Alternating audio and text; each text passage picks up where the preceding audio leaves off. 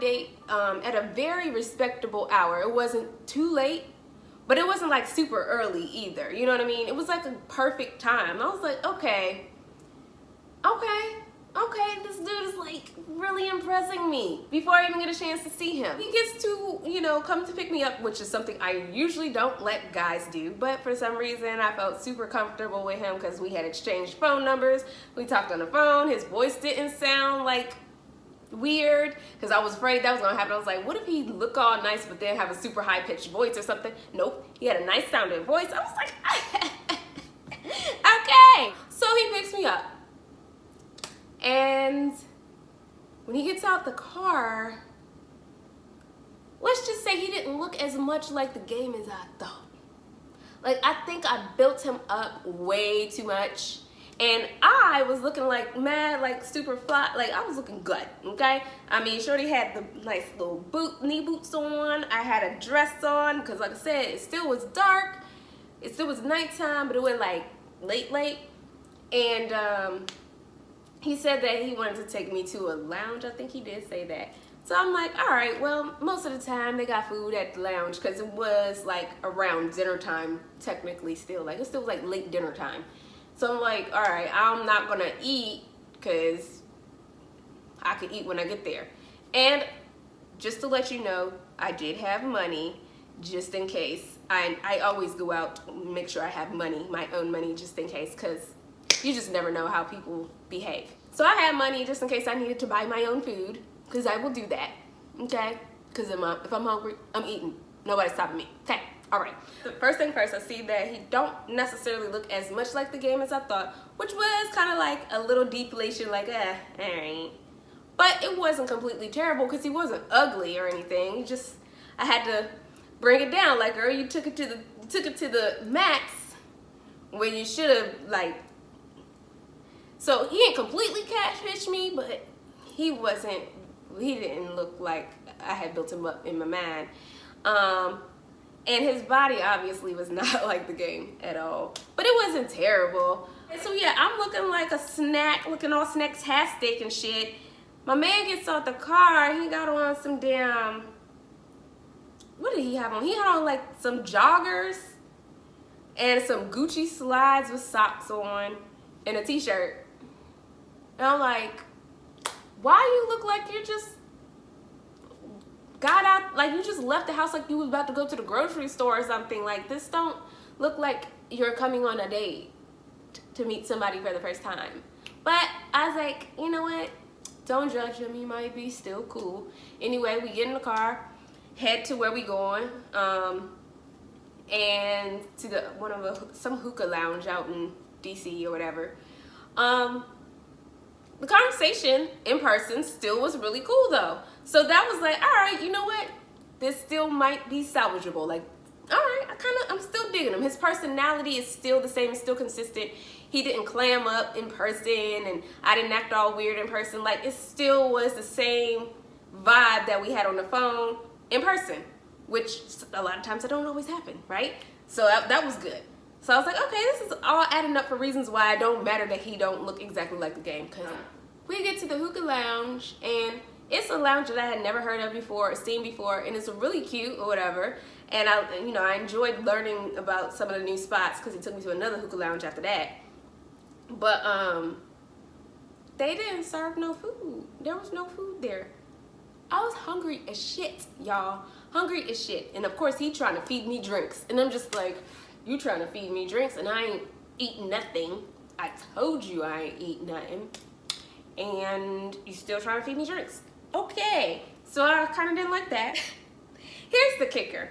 So we start talking when we get to the lounge, more in depth about just our lives, I guess, you know, and he reveals to me that he had just got out of jail maybe like 3 months ago. So I'm like, okay, well, not my first time that I dealt with somebody that's been to jail before. Hell, even I've been to jail before, so no judgment, right? That's still not a deal breaker.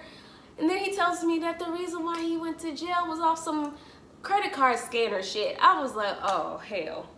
Now that kind of blew me because that shit has happened to me so many times, especially in Atlanta. Like my credit card has been compromised so many times in Atlanta from trying to get gas and stuff like that. Like that is one of the most annoying asshole crimes to commit. Like, so that was a strike against him. I'm like, okay, you're one of those people.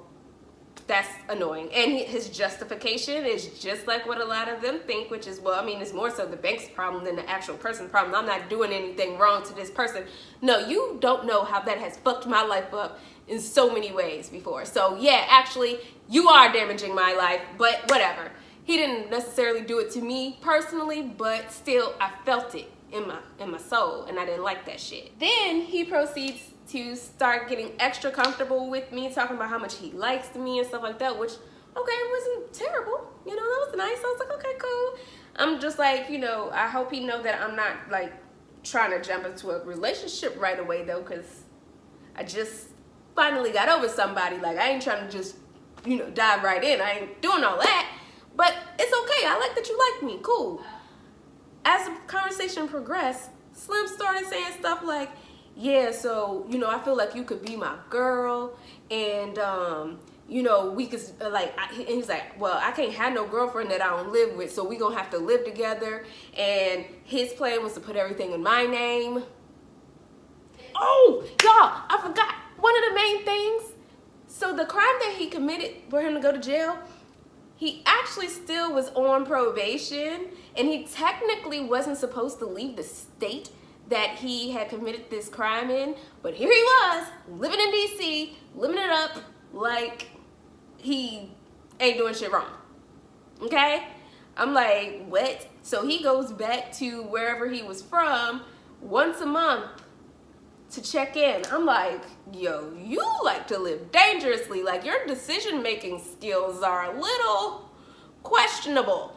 And the other thing is, get this, he was out here, I'm not gonna say his name or nothing like that, but he was out here supplementing his lifestyle by doing other illegal activities. So I'm just like, yo, I am not about to put I'm not about to put your whole life in my name and be your trap queen just for you to get locked the fuck up again. I don't have time for that. This is everything that I found out on the first date, y'all. Like, it'd be different if we dated and progressed to that conversation. No. This is date one. So, I mean, in some ways, I was happy that it was date one, and I was able to confirm that, listen, that's never happening again. But in other ways, I did feel kind of bad because I had to ghost him. I was not necessarily in a place where I was being very considerate of people at the time, because like I said, I was getting over a relationship. So I did ghost him, and yeah, I never heard from him again. I don't know what his phone number is. But anyways, that, y'all, is the story of one of the most awkward Tinder dates I've been on. Tinder usually hasn't been like really super weird awkward dates for me, but that one was awkward as fuck. But yeah, I hope you enjoyed that, because if you did, if you enjoy stuff like this, if you like content like this, and if you think I'm kind of cool and you want to be my friend or whatever like that, you can go ahead, holler at my IG page, click the link in my bio. That's going to take you to my YouTube channel. On my YouTube channel, I have tons of content like this. Well, okay, maybe not tons, but I do have enough videos like this on my YouTube channel where I discuss relationships, love, and just connecting with people in general. And yeah, and I encourage you to communicate with me on those posts, on those video posts, on my IG posts, whatever. Holla at your girl. Let's be friends. Follow me, subscribe to my channel, like the videos, whatever. And if you don't want to do any of those things, that's totally fine too. I'm still gonna call you my friend, because hell, why not?